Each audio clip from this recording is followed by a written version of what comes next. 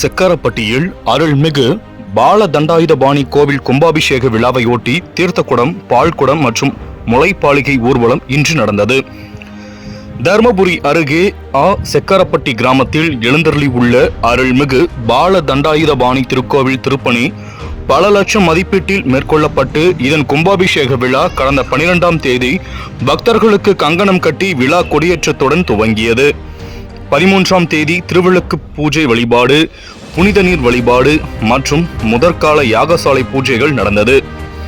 April 14 இன்று திரளான பெண் பக்தர்கள் கலந்து கொண்ட தீர்த்தக்குடம், பால்குடம் மற்றும் முளைப்பாலிகை ஊர்வலம் அழைப்பு நிகழ்ச்சி பம்பை வாத்தியங்கள், வான வேடிக்கைகள் முழங்க வெகு விமரிசையாக நடைபெற்றது.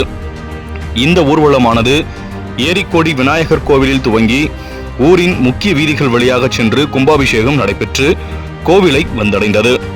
நாளை காலை 9:15 மணிக்கு மேல் 9:30 மணிக்குள் தீர்த்தக்குடம் அழைக்கப்பட்டு கோவில் விமான கோபுர கலசங்களுக்கு புனித நீரை ஊற்றி கும்பாபிஷேக விழாவை அர்ச்சகர்கள் நடத்தி வைக்க உள்ளனர். இதற்கான ஏற்பாடுகளை விழா குழுவினர் மற்றும் பக்தர்கள் செய்து வருகின்றனர்.